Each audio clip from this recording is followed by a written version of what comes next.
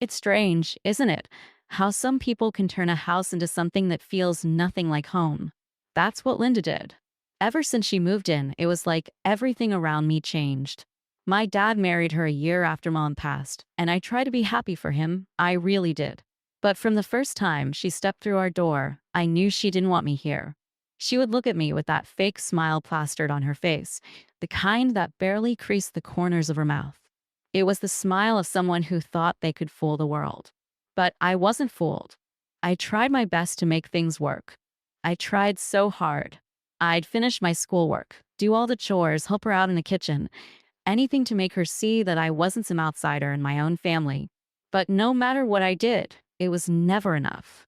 She would find something to criticize, like the way I washed the dishes or how I folded the laundry. She always acted like everything I did was wrong, and she never missed a chance to remind me. Dad would just stand there, watching, nodding along. One night, I couldn't sleep, so I went downstairs to get some water. That's when I heard them in the living room, talking. At first, I thought it was a normal conversation, maybe about work or family things. But then I heard her say my name. I stopped dead in my tracks. David, she's not our responsibility, Linda was saying, her voice tight. I mean, she's a teenager now. She should be pulling her weight around here. If she wants to stay under this roof, she needs to start earning her keep. Linda, my dad's voice was weary, like he'd already had this conversation a dozen times before. Maya's still young. She's still in school. We need to support her. Support her? She's 17. She's old enough to do something useful with her time. All she does is waste hours with her art and daydreams. Honestly, David, you're coddling her. You're setting her up to be a failure. I felt the floor fall out from under me. I wanted to step out from around the corner and tell her exactly what I thought of her, tell her she had no right to talk about me like that. But I didn't. I stood there, frozen, as my dad just sighed and muttered, "Fine, I'll talk to her. But she needs to feel welcome here, Linda. This is her home, too." Linda's laugh was cold and mocking. "Then you need to decide if you're married to me or playing house with your late wife's daughter. Because I can't live like this. Either she starts earning her keep, or maybe she finds somewhere else to stay." I didn't want to hear any more. I turned and went back to my room, shutting the door as quietly as I could. But I didn't sleep that night. I couldn't stop hearing her words over and over in my head. I'd known she didn't like me, but this was different. She wanted me gone. And worse, Dad, he wasn't even standing up for me. The next morning, when I came down for breakfast, the tension was thick enough to choke on. Linda was sitting at the table, sipping her coffee like she hadn't said anything cruel the night before. Dad barely looked at me. I wanted to believe that maybe he'd changed his mind, that he talked her out of it, but that hope was crushed the moment he finally met my gaze. "Maya," he started, sounding more like he was about to deliver a lecture than anything else. "Linda and I were talking last night." I kept my expression blank, waiting for him to continue. Linda just watched me, a little smirk curling at the corner of her mouth. "You're getting older now, and we think it's time you start taking on a bit more responsibility around here," Dad said, fidgeting with his coffee mug. "Your schoolwork is important, of course, but you'll need to help out around the house more." I nodded slowly, my hands clenched under the table. "I already do help out around the house," I said, trying to keep the edge out of my voice. "I clean, I do the dishes, the laundry." Linda cut me off with a laugh. "Oh, sweetie, you call that helping? You do the bare minimum, Maya. We're talking about real responsibilities, chores that actually contribute to the family. You're practically an adult, after all." I could feel my face heating up, but I bit my tongue. They were both staring at me like I was some ungrateful kid who didn't understand how hard they had it. I could feel the shift right then and there, the way they looked at me like I wasn't a part of their family at all. Just some inconvenient guest overstaying their welcome. After that day, things changed. They dumped more chores on me than I thought possible. Every time I came home from school, there was a new list waiting for me. Laundry, vacuuming, grocery shopping, cooking dinner, everything Linda didn't want to do herself. She'd leave her makeup-stained laundry in piles, her expensive dresses needing delicate care, and she'd just expect me to take care of it. And my dad, he just went along with it like it was perfectly reasonable. At school, things started slipping. I was too tired to keep up with my work. I'd sit in class, trying to focus on what the teacher was saying, but my mind kept drifting back to that never ending list of chores waiting for me. I missed out on art club meetings, my only outlet, because I didn't have time anymore. My friends started to notice, but I couldn't bring myself to tell them the truth. It was too embarrassing.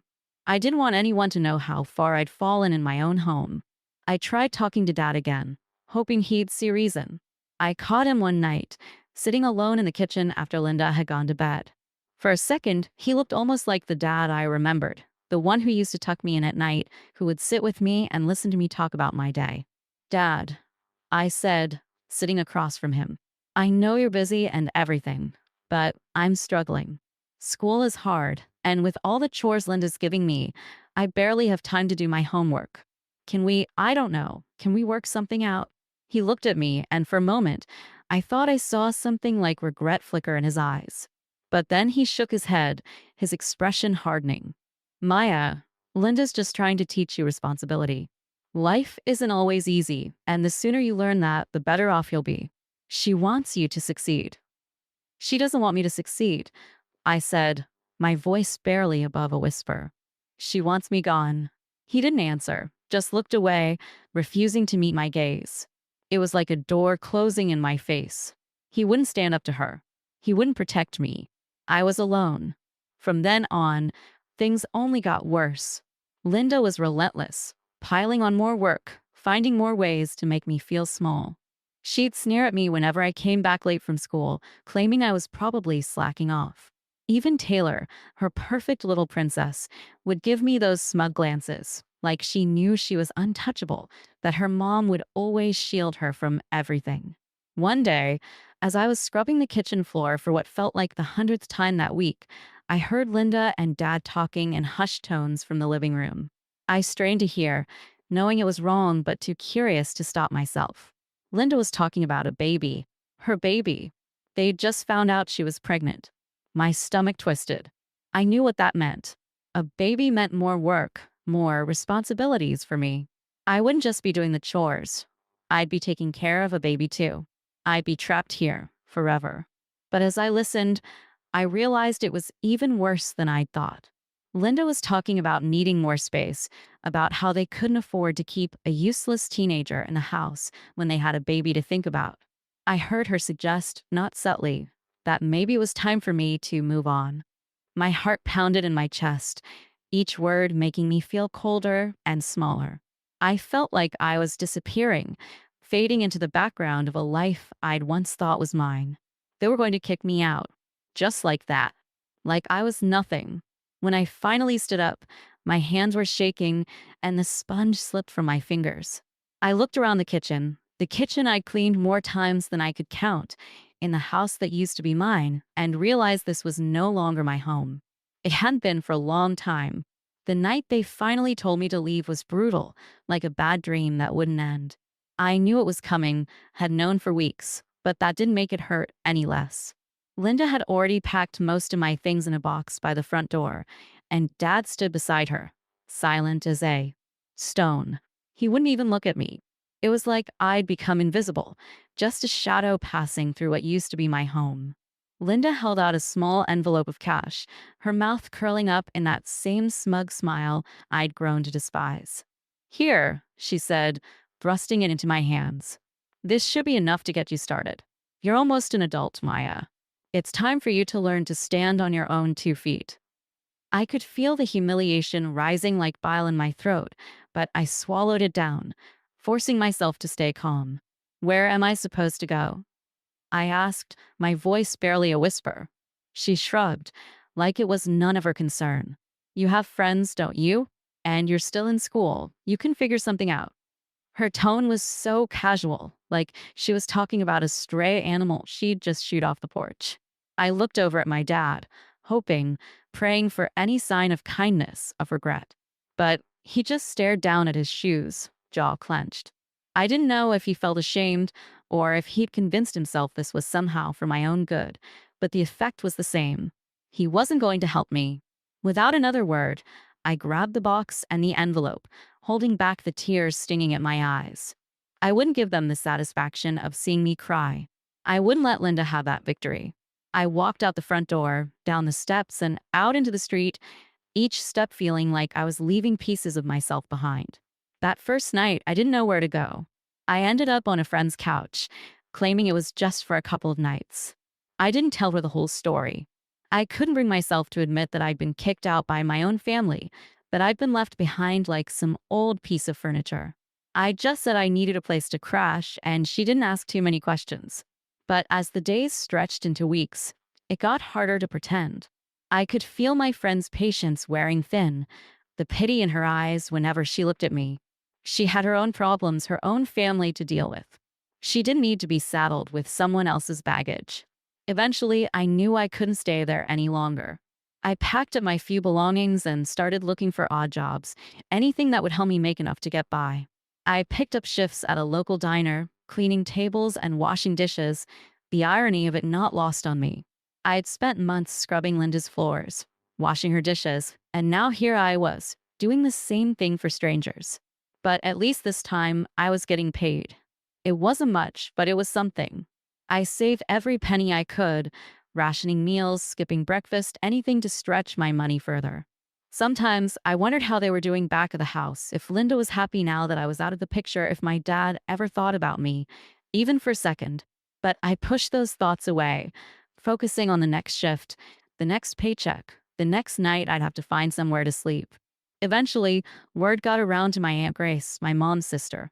We hadn't been close since Mom died.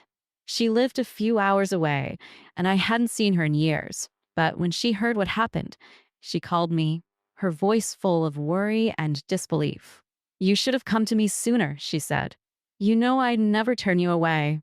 Hearing her voice, kind and warm, felt like a balm on a wound I didn't realize was still open. She offered me a place to stay, no questions asked. It was only supposed to be temporary, just until I could get back on my feet. But for the first time in months, I felt safe. I had a roof over my head, a bed to sleep in, and someone who cared, genuinely cared, whether I was okay. Living with Grace was different, calmer. She didn't treat me like a burden, didn't make me feel like I had to earn my place. She asked me about my life, my dreams, my art. She listened in a way that no one had in a long time, and slowly I started to feel like maybe I mattered.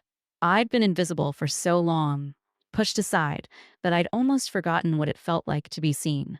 Grace encouraged me to go back to school, to finish out the year strong. She said I had potential, that I was smart and talented, and that I shouldn't let Linda's words define me. For the first time in forever, I started to believe her. I started going to school with a little more confidence, taking pride in my work, letting myself imagine a future beyond just surviving. When graduation rolled around, I was more determined than ever. I wasn't going to let Linda and my dad's betrayal hold me back. I was going to make something of myself, if only to prove to them, to myself, that I was worth more than they ever saw. I applied to art colleges, pouring everything I had into my portfolio, every ounce of anger, hurt, and determination I'd carried with me. Art had always been my escape, my way of coping, but now it was my weapon, my proof that I was more than just a leftover kid tossed aside. By some miracle, I earned a scholarship to a small art college out of state. It wasn't the biggest school, but it was a place where I could start fresh, where I could finally be free from Linda's shadow. The day I got my acceptance letter, Grace hugged me, her eyes bright with pride. "See," she said, grinning, "I knew you had it in you." As I packed my things to leave, I felt a strange mixture of excitement and fear. I was leaving everything behind, all the pain and the anger, but part of me wondered if I was truly free. Could I really leave all of that in the past? Or would it follow me, a ghost of the girl they'd tried to break? But as I stepped onto the bus, a strange calm washed over me. This was my chance, my second chance, and I was going to make the most of it. I didn't know what the future held, but I knew one thing for sure. I was done letting Linda and my father control my life. For the first time, I felt like I was breathing on my own, living for myself, not for anyone else. College felt like a world apart from everything I'd known. I threw myself into classes, soaking up every lesson, every piece of advice from my professors. For the first time, I was surrounded by people who didn't know my story, people who saw me as just Maya, not as someone's unwanted kid or a burden. I was just another face in the crowd, and I loved it. Every day, I spent hours in the studio, working on my art. Grace had been right. I had a lot to say, even if I didn't fully understand it yet. Somehow, the brushstrokes, the colors, they expressed the parts of me that still felt raw and bruised. I didn't have to put words to the betrayal, the loneliness, or the rage. It all poured onto the canvas. And people noticed. My professors, my classmates, they saw something in my work that I hadn't seen in myself for a long time: potential. I wasn't just surviving anymore. I was building something that was mine. I started working part time at a local art gallery, helping to set up exhibits and meeting artists from all walks of life. The gallery owner, a wiry woman named Marcy with a loud laugh and an even louder wardrobe, took me under her wing. She'd tell me stories about her own life, how she'd struggled to make a name for herself, how she'd fought to keep her passion alive. "Kid," she'd say, squinting at me over her thick glasses, "you've got something special. Don't let anyone dim that light. You hear me?" I'd smile and nod, but every time she said it, a part of me would flicker back to Linda and my dad. Their voices, their dismissals, they were still there, buried deep, like an echo I couldn't quite shake. But I pushed on. I wasn't about to let them win, not now. The months slipped by, and with each passing day, I felt stronger, more capable. I started submitting my work to small shows, and to my surprise, I actually got accepted into a few. The first time I saw my own painting hanging in a gallery, I had to pinch myself. I could still hear Linda's voice calling my art useless, saying I was wasting my time. But in that moment, her words felt like they belonged to someone else's story. This was mine. One evening, as I was getting ready to close up the gallery, Marcy came in, waving a flyer in her hand. "Look at this," she said, thrusting it at me. "Young Artist of the Year competition. You should apply." I took the flyer, skimming over the details. It was a big competition, the kind that could put me on the map, give me connections and opportunities I'd only dreamed about. But it felt impossible. I was still a nobody, just a girl with a few paintings in a tiny gallery. Marcy must have seen the doubt in my face, because she put a hand on my shoulder. "You're ready, Maya. Believe me, you're more ready than you think." I wanted to believe her, so I went for it.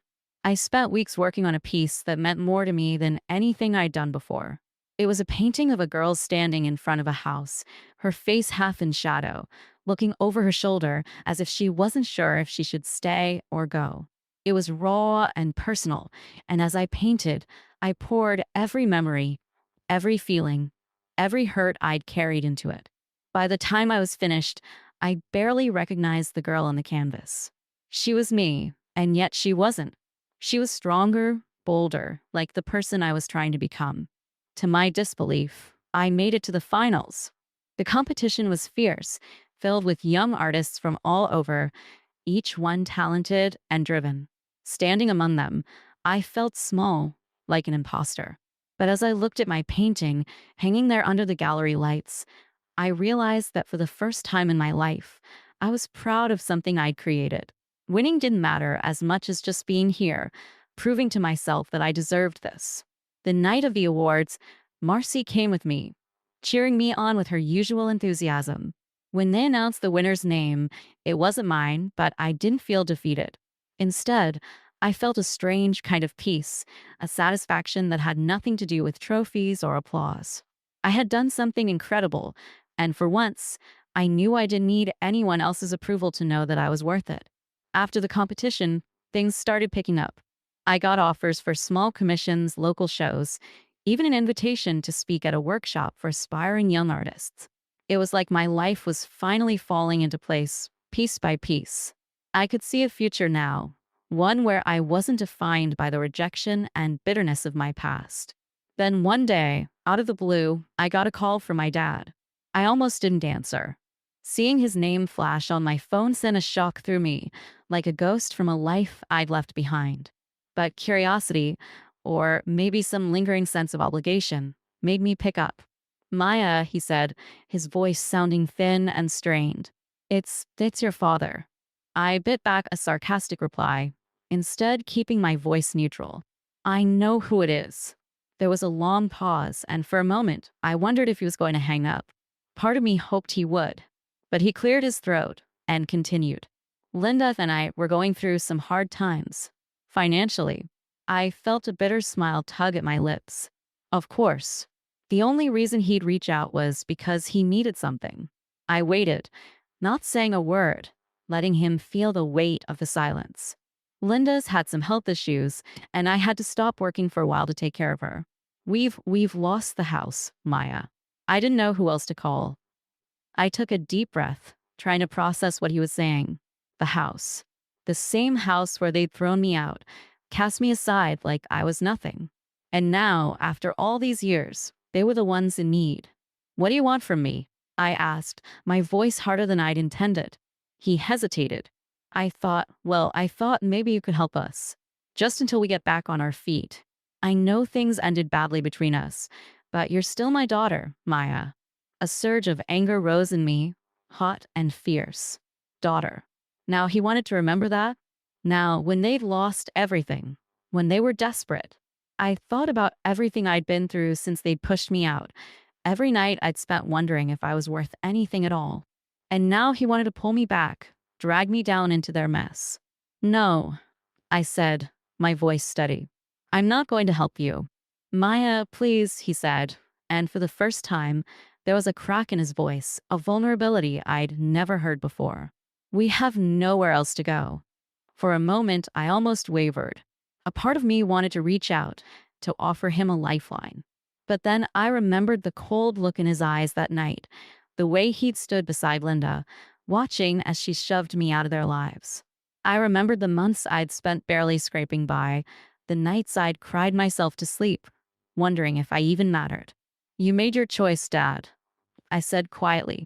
You chose her over me, and now you have to live with that. I could hear him breathing, a soft, defeated sound that might have broken my heart once. But now, all I felt was relief, a strange, quiet sense of closure. I'm sorry, he whispered, but it was too late. The apology felt hollow, like an afterthought, something he was saying only because he had no other options. Without another word, I hung up, letting the silence fill the space around me. It was over. The chapter I'd tried so hard to close was finally done, and this time, I'd written the ending. After that phone call, it felt like a weight I'd been carrying around for years had finally lifted. I'd been waiting for that moment, to say no, to reclaim some power over the life I thought I'd lost. For so long, I'd felt small and helpless, tossed aside by people who should have loved me. But now, standing there with the phone still in my hand, I felt strong. Stronger than I'd ever been. Still, I couldn't stop thinking about it. For days, maybe even weeks, that conversation replayed in my head. I could hear my father's voice, weak and defeated, and for a split second, I'd felt that old, familiar pull, the one that wanted to help, that wanted to be needed. But every time that feeling crept in, I pushed it away. I had built this life on my own. I didn't owe them anything. At the gallery, I threw myself into my work, staying late, taking on extra projects, doing anything to keep my mind off of them. Marcy noticed, of course. She had a way of reading people, seeing what they tried to hide. Trouble in paradise, she asked one night, leaning against the wall as I scrubbed paint stains off the floor.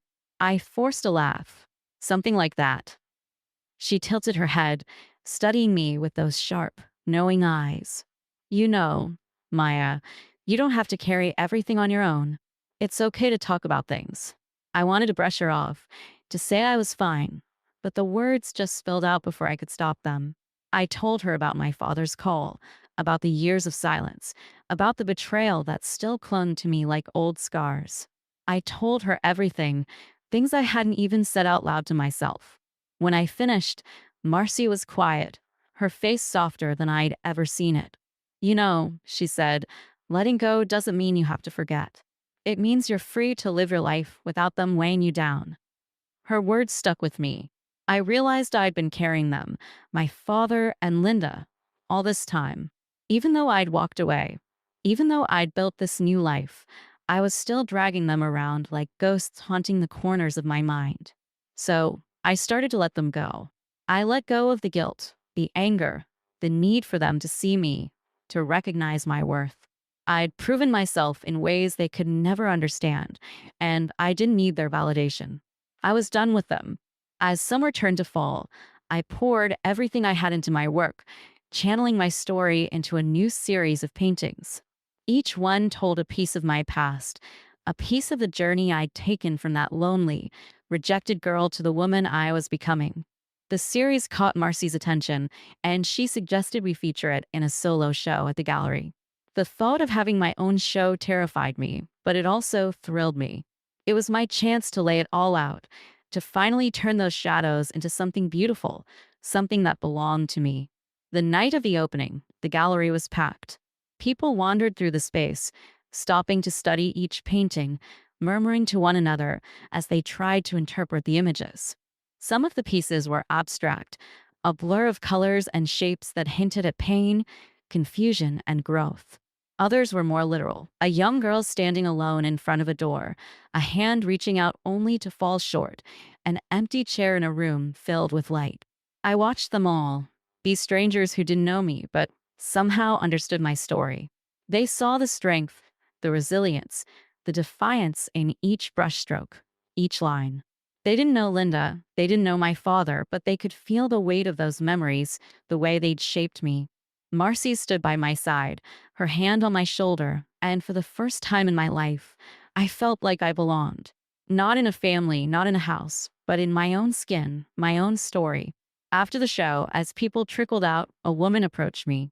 She was older, with silver hair pulled back in a neat bun, her eyes sharp and bright.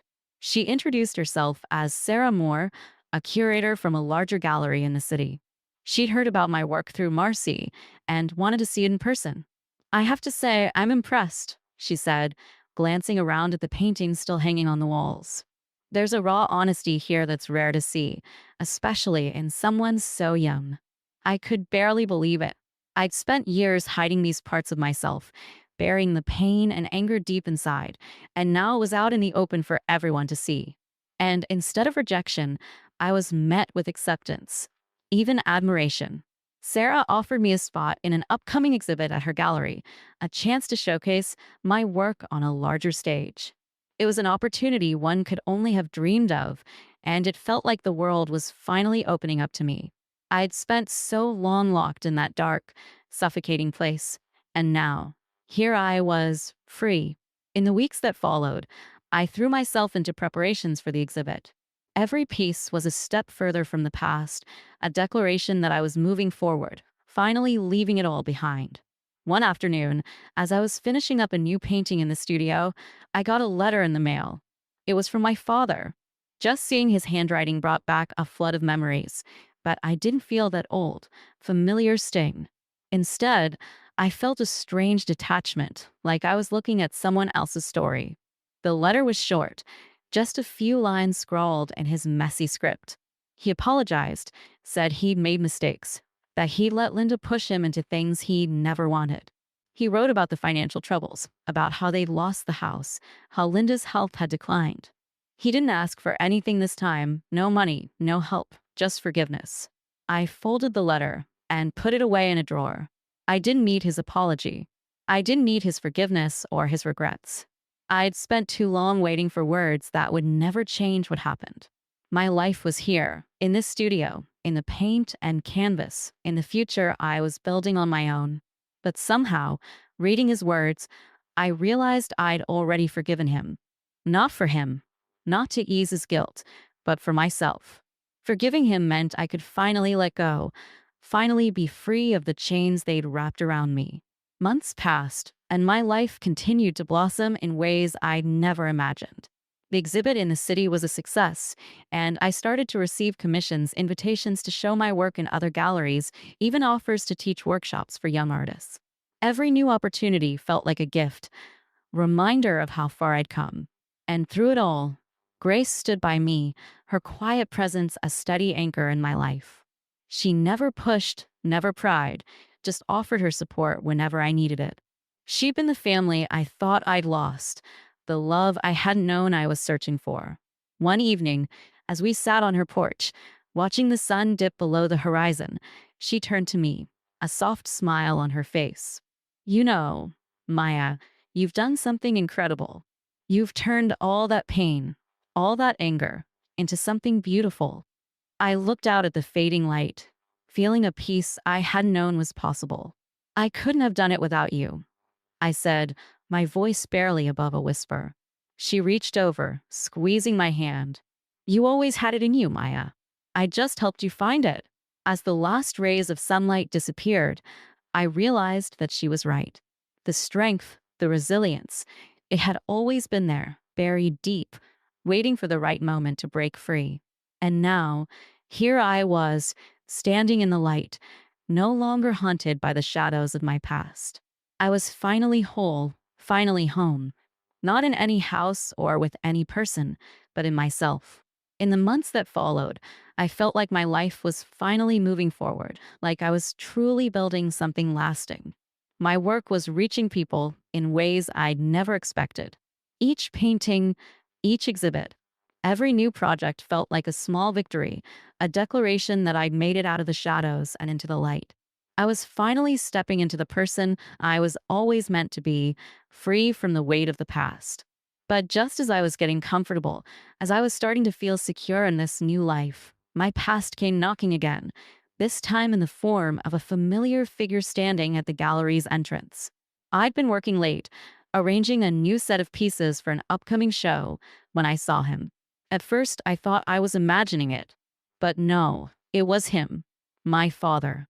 He looked smaller than I remembered, his shoulders slouched, and his face drawn with lines I hadn't seen before. He hadn't spotted me yet. He was just standing there, shuffling awkwardly, his gaze flicking around the gallery. For a second, I considered hiding in the back until he left, but something inside me told me to face him. I wasn't that girl from years ago anymore, desperate for his approval or his love. I was different now. So I took a deep breath, walked over, and stopped a few feet away. Dad. He looked up, startled, and for a moment, there was a flicker of something in his eyes. Surprise, maybe even pride. Maya, he said, his voice barely more than a whisper. He looked around the gallery, at the paintings on the walls, and I could tell he hadn't expected any of this. What are you doing here? I asked, keeping my voice steady. He cleared his throat, looking down at his hands. I wanted to see you. I heard about your work. People in town have been talking about you. I wanted to see it for myself. I waited, not saying anything. He shifted awkwardly, glancing around as if hoping someone would rescue him. But no one came. Finally, he sighed, his shoulders sagging. Linda left. She took Taylor and moved back to her sister's place. I wasn't sure how to feel about that. Part of me wanted to feel vindicated, to see it as karma finally catching up to them. But all I felt was a strange kind of numbness. And what does that have to do with me? I asked. He hesitated, looking down at his shoes. I don't know. I guess I just didn't know where else to go. I wanted to feel something, some shred of sympathy, but I couldn't. This was the man who had stood by while I was pushed out of my own home, who had let me fend for myself while he chose someone else over his own daughter. He was a stranger to me now, someone I barely recognized. I'm glad you're doing well, Maya, he said finally, his voice soft. You deserve this. More than anyone. For a moment, I thought he was going to reach out, maybe try to hug me, but he didn't. Instead, he just stood there, looking at me with a mixture of regret and something else, something that looked almost like pride. Thank you, I said, my voice tight. But I don't need anything from you anymore. He nodded, a sad smile flickering across his face. I understand. I wanted to see you one more time, to know that you're okay. I didn't say anything, just watched as he turned and walked toward the door. He stopped once, looking back at me, as if he was about to say something else, but he changed his mind and kept walking. And then he was gone, disappearing into the night like a shadow. After he left, I stood there, staring at the door, trying to process what had just happened. I thought I'd feel relief, maybe even triumph, but all I felt was emptiness. It was like I'd been waiting for something, some kind of closure, but instead, all I got was a hollow silence. That night, I went home and pulled out the letter he'd written me, the one I'd tucked away in a drawer months ago. I read it again, each word like a faint echo of the past. I didn't know what to do with it, or with the strange, tangled feelings it stirred up inside me. I was no longer angry, no longer hurt. I'd forgiven him, in a way, but forgiveness didn't erase what had happened. It didn't make him a different person. In the weeks that followed, I poured all of that confusion, all those complicated emotions, into my art. I created a new series, one that felt raw and personal, each piece a reflection of the journey I'd been on, the pain, the healing, the acceptance. The series became a way for me to finally lay it all to rest, to say goodbye to the past and everything it had taken from me. When the series was complete, Marcy suggested we hold another solo show. "This one's different, Maya," she said, her eyes shining with pride. "It's like you found something, some part of yourself you hadn't discovered before." And she was right. Each piece felt like a revelation, a part of me that I hadn't known existed, a story I hadn't told anyone, not even myself. The night of the show, the gallery was filled with people, friends, colleagues, strangers who had come to see the work, to witness the story I'd laid bare on the walls. As I wandered through the crowd, listening to people's reactions, I felt a peace that I hadn't felt before. It was like I'd finally released the last of those ghosts, like I'd finally claimed my story as my own. No more shadows, no more doubts, just me, standing in the light. At the end of the night, as the crowd began to thin out, Marcy came up to me, her eyes shining. "You've come a long way, kid," she said, pulling me into a tight hug. "I'm so proud of you." For the first time, I allowed myself to believe it, to believe that I'd made it, that I'd built something beautiful out of the ashes of everything I'd lost. I was no longer defined by their rejection, by the pain they'd left behind. I was defined by my strength, my resilience, my art. As I left the gallery that night, I felt a strange sense of freedom, like I was finally stepping into a new chapter, one that was entirely mine. I didn't know what the future held, but I knew that whatever came next, I was ready. I had built a life out of nothing, had carved a path through the darkness, and now I was standing in the light, finally, truly free. The months that followed were like nothing I could have ever imagined. My art continued to grow, reaching people in ways I hadn't dreamed were possible. The solo show had brought in commissions, invitations to collaborate, and even a few interviews for local magazines and blogs. I'd become a small name in the art world, and for the first time, I allowed myself to feel that success, to accept that I'd earned it. I was no longer the girl waiting for approval, waiting for someone else to tell me I was good enough. I'd built this life from scratch, and with every new opportunity, I felt the weight of that accomplishment settle over me like a warm blanket. I was home, truly home, in a way I'd never felt before. Then one afternoon, I got a message from an old high school friend. We hadn't spoken in years, but she'd heard about my work and reached out to congratulate me. As we chatted, catching up on the years that had passed, she hesitated, then asked a question that caught me off guard. "Maya, have you heard about Linda?" The name sent a jolt through me, like a ghost from a past life suddenly resurrected. I hadn't thought about Linda or my father in a long time, not since that brief, awkward encounter at the gallery. I'd done my best to put them behind me, to leave those memories buried. But now, here they were, dragged back into the light. "No," I replied slowly. "What happened?" There was a pause, as if she was unsure how much to say. "I don't know all the details," she said carefully, "but apparently Linda's been sick. Really sick. She's in a care facility now, and your dad's been taking care of her. I heard they lost the house. Things have been rough for them." I didn't know how to respond. Part of me wanted to feel vindicated, to see it as the universe's way of balancing the scales. But as I sat there, digesting the news, all I felt was a strange, hollow sadness. Linda, the woman who had treated me like I was less than nothing, the woman who had pushed me out of my own home, she was now the one who'd lost everything. I thanked my friend for telling me, trying to keep my voice steady, and ended the call. I sat in silence for a long time, the weight of the past pressing down on me in a way it hadn't in years. I thought I'd let go of all of it, of the hurt, the betrayal, the anger.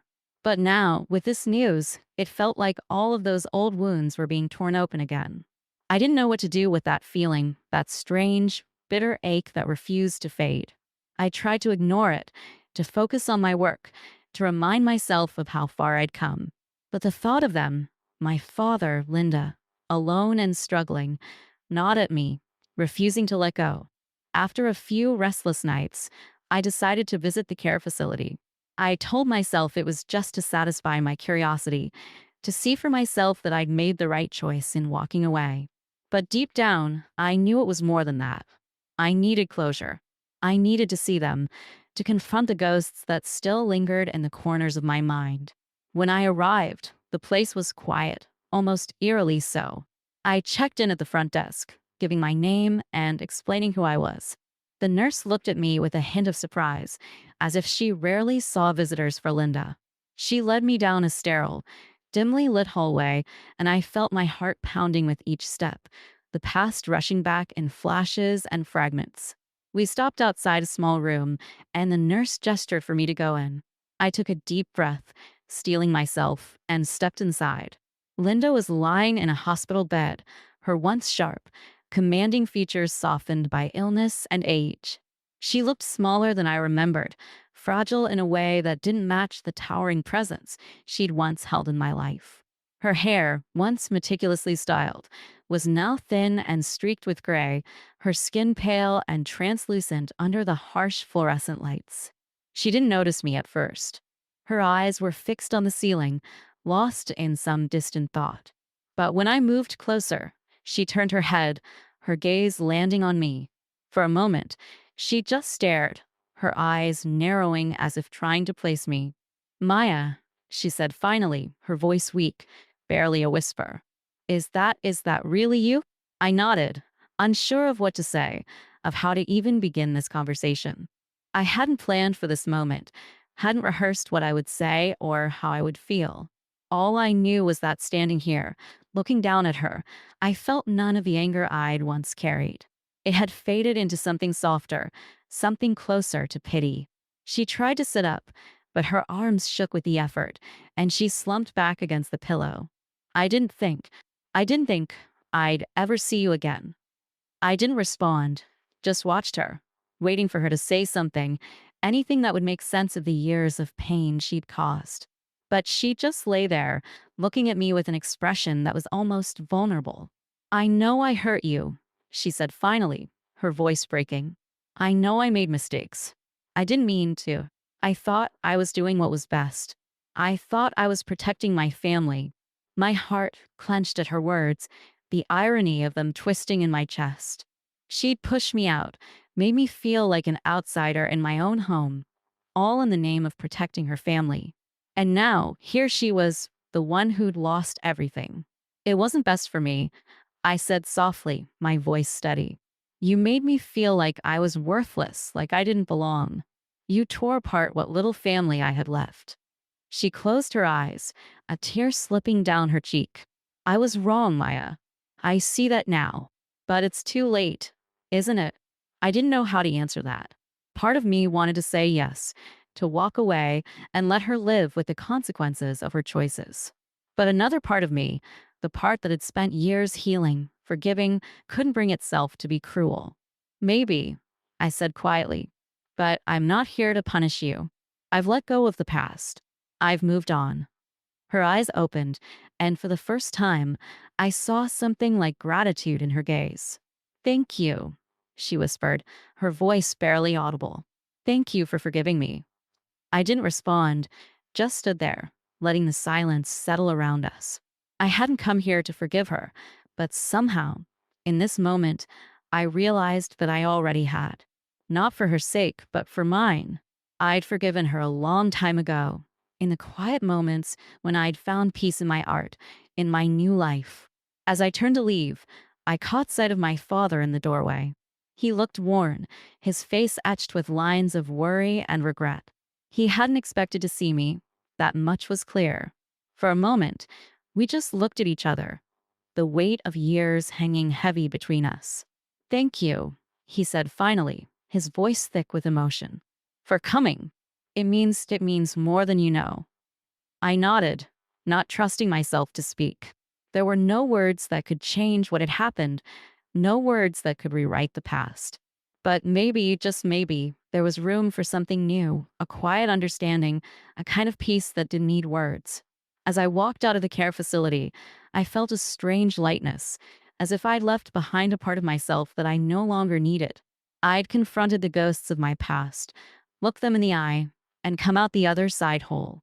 The sun was setting as I stepped outside, casting a warm, golden light over the world.